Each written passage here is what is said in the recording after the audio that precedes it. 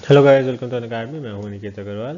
And Donald Trump ने elections को हारने के बाद एक्यूज़ किया है डेमोक्रेट्स को कि उन्होंने चीटिंग की है इस पूरे इलेक्शन प्रोसेस में। तो इलेक्शन रिगिंग हुआ है, वोटर्स को मैनिपुलेट किया गया है, और जितने भी आप कह सकते हैं एक्यूजेशन, जैसे हम इंडिया के अंदर देखते हैं कोई लूजिंग पार्टी करती है, उस तरह के एलिगेशन जो हैं यूएसए के अंदर भी लगाए जा रहे हैं।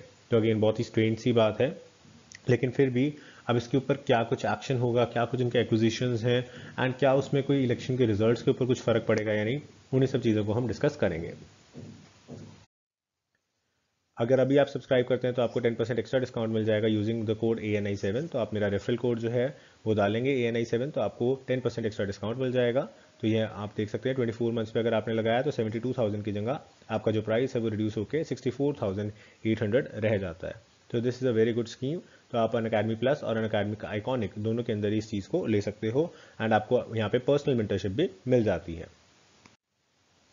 तो अब डोनाल्ड ट्रंप जो है, इन्होंने कहा है कि मैं एक लीगल एक्शन लूंगा against the Democrats and jaw Biden, क्योंकि उन्होंने जो है चीटिंग से इलेक्शंस को रिग करने की कोशिश की है और मुझे हराया है। इसके अलावा इन्होंने अपने जो डोनर्स हैं, बेसिकली जो इनके फॉलोअर्स कह लो, उनको जो है ये स्टेटमेंट भी जारी की है कि वो फाइनेंशियल हेल्प जो भी दे सकते हैं तो fight cases in different courts वो इकट्ठा करें, ताकि हम लीगल एक्शंस ले सकें डिफरेंट कोर्ट्स के अंदर जा करके। अब जो ट्रंप हैं वो कह रहे हैं कि बहुत ज़्यादा लार्ज स्केल फ्रॉड हुआ है पेंसिल्वेनिया के अंदर।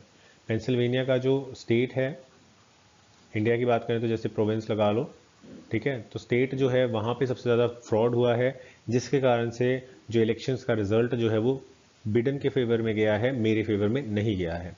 इसको हम मैप से समझेंगे तो आप ये देख सकते हैं, ये आपका मैप आ गया यूएसए का। आपको दिख रहा होगा कि ब्लू से ज़्यादा रेड स्टेट्स हैं, लेकिन फिर भी डोनाल्ड ट्रंप इलेक्शंस हार रहे हैं। 270 चाहिए थे जीतने के लिए, 219 इनके हैं, 214 इनके हैं। तो अब ये पूरा का पूरा इशू कैसे है? ये इशू इसलिए हो जाता है क्योंकि मैंने आपको जो इलेक्शंस का भी बताया था प्रोसीजर अमेरिका के अंदर जो होता है, उसके अंदर हर एक स्टेट के अंदर इलेक्टर्स फिक्स्ड है। तो लगा लीजिए जैसे कि कैलिफोर्निया है, जो कि हमेशा से बहुत इंपॉर्टेंट रहा है क्योंकि यहाँ पे पॉपुलेशन बहुत ज़्यादा है। जहाँ पे पॉपुलेशन ज़्यादा है, चाहे एरिया कम भी हो, वहाँ पे आपके इलेक्टोरल सीट्स ज़्यादा हो जाते हैं।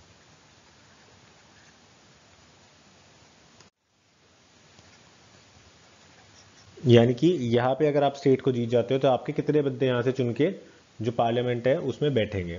अब कैलिफोर्निया का ये जो रेशो है ये 55 है।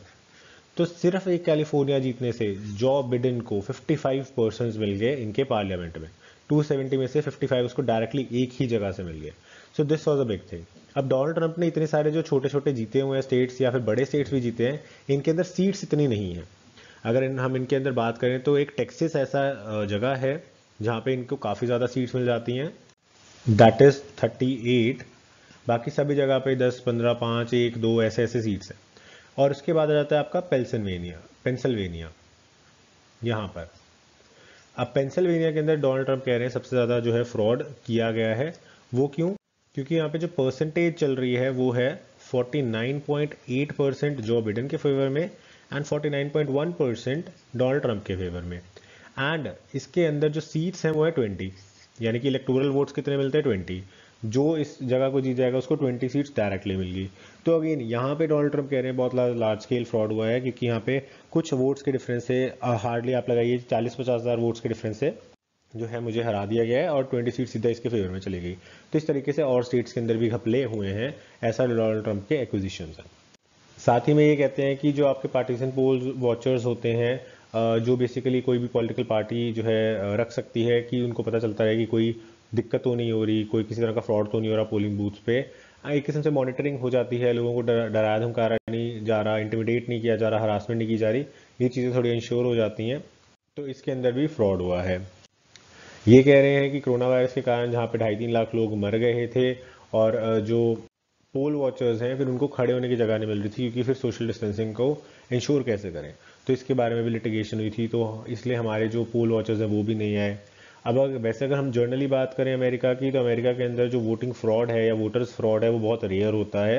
एंड अगर कहीं पे हो भी जाता है तो जो उनका प्रोसिक्यूशन सिस्टम है वो काफ़ी स्ट्रॉन्ग है, जो भी कल्प्रिट्स हैं उन्हें पकड़ लिया जाता है, प्रोसिक्यूट भी कर दिया जाता है। लेकिन ओवरऑल जो आउटकम है इलेक्शंस का वो चेंज नहीं होता। तो वोटर फ्रॉड के बाद भी अगर पकड़े भी जाते हो तब भी इलेक्शन आउटकम चेंज नहीं होता।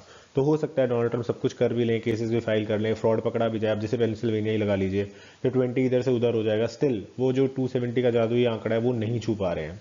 ठीक है, इसी तरीके से अगर किसी और स्टेट को भी पकड़ लेते तब भी ऐसा हो सकता है। लेकिन अगर ये किसी बड़ी स्टेट को चैलेंज करते हैं, सपोज करिए कैलिफोर्निया में अगर ये कहें कि यार कैलिफोर्निया के अंदर ऐसा ऐसा होना चाहिए था एंड ऑल, तो वहाँ पे हो सकता है कि इनको फर्क पड़े, क्योंकि वहाँ पे सीधा 50-55 सीटों का जो फर्क है वो पड़ेगा एंड उनके में ऐड हो जाएंगे और सामने वाले के अंदर माइनस हो जाएंगी, तो वहाँ पे काफ़ी बड़ा डिफरेंस आ सकता है। लेकिन कैलिफोर्निया जो है वो काफ़ी ज़्यादा प्रो डेमोक्रेटिक रहा है शुरू से, और वहाँ पे 64% के करीब जो है ऑलरेडी जो बिडेन के वोट्स हैं, और इनके बचते हैं अराउंड 33%, और बाकी जो नॉर्मल पार्टीज़ हैं या लिबरल पार्टीज़ हैं उनके 1-2% हो जाते हैं।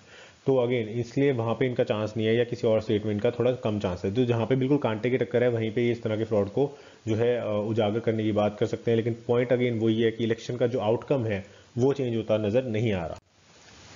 इन्होंने ये भी कहा है कि जो 21,000 लोग हैं जो ऑलरेडी मर चुके थे पेंसिल्वेनिया के अंदर, उनको भी यहाँ पे जो है इंक्लूड कर रखा था वोटर लिस्ट के अंदर, एंड वो सारे के सारे जो वोटर्स हैं वो बेसिकली फ्रॉड वोटर्स हो गए, और वो सारे के सारे जो बेसिकली वोट्स हैं वो डेमोक्रेट्स के फेवर में गए हैं, रिपब्लिकन्स के फेवर में नहीं गए हैं।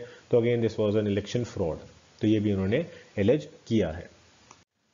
सो लेट्स सी अब आने वाले टाइम में कोर्ट्स क्या कहती हैं, क्या इनके जो प्लीज हैं वो एंटरटेन होते हैं या नहीं होते हैं, और किस ग्राउंड के ऊपर होते हैं। तो अगर होते हैं तो आप लगा लीजिए बिल्कुल ही एक इंडिया वाला माहौल हो जाएगा कि इलेक्शन में फ्रॉड हुआ, जैसे हमारे यहाँ वीवीपैट में गड़बड़ होगी, मशीन्स में गड़बड़ होगी, ये वो हम सब एलिज करते हैं। तो वही सारी चीज़ें वहाँ पर भी चल रही हैं। अनअकैडमी के स्पेशल बैचेस मेंस एग्जाम के लिए भी शुरू हो गए हैं। इसके अंदर आपका बायलिंगुअल बैच है जिसके अंदर इंग्लिश और हिंदी दोनों का इस्तेमाल किया जाएगा। हिंदी ओनली बैच है जो हिंदी मीडियम स्टूडेंट्स के लिए है, एंड इंग्लिश ओनली बैच है इंग्लिश मीडियम स्टूडेंट्स के लिए एंड जिनको हिंदी समझ में नहीं आती है। तो जो बायलिंगुअल बैच है मेजॉरिटी बच्चों के लिए वो ठीक रहेगा, क्योंकि उनको इंग्लिश के अंदर टेक्सचुअल कंपोनेंट्स मिल जाएंगे, पीडीएफ्स मिल जाएंगे, एंड हिंदी के अंदर एक्सप्लेनेशन मिल जाएगा। तो बायलिंगुअल बैच भी आपके लिए अच्छा है। लेकिन अगर आप किसी और लैंग्वेज बैकग्राउंड से आते हैं, कोई और आपकी मदर टंग है, तो आप जो है इंग्लिश ओनली बैच को भी चूज कर सकते हो। और आप हिंदी के अगर बैकग्राउंड से हो एंड आपने हिंदी में ही एग्जाम देना है, तो आप हिंदी ओनली बैच को भी एनरोल करा सकते हो। तो जो आपकी क्लासेस हैं वो 19 अक्टूबर 14 अक्टूबर से शुरू हो रही हैं।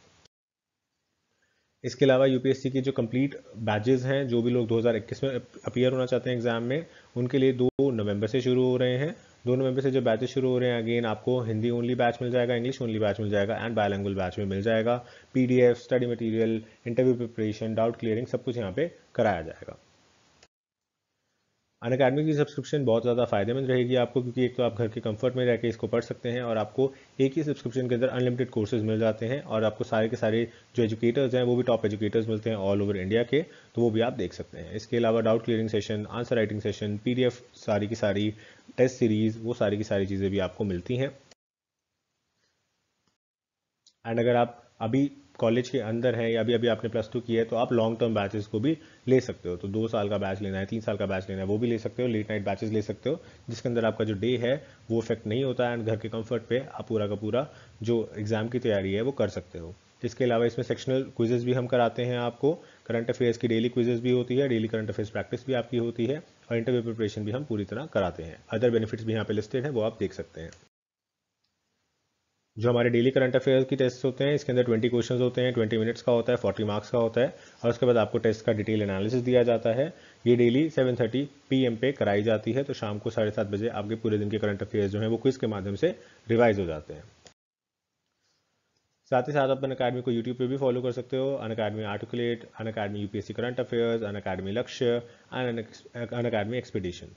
हमारा टेलीग्राम चैनल है अनअकैडमी आर्टिकुलेट, एंड हम फेसबुक पे भी अवेलेबल हैं, तो वहाँ पे भी आप हमें ज्वाइन कर सकते हैं।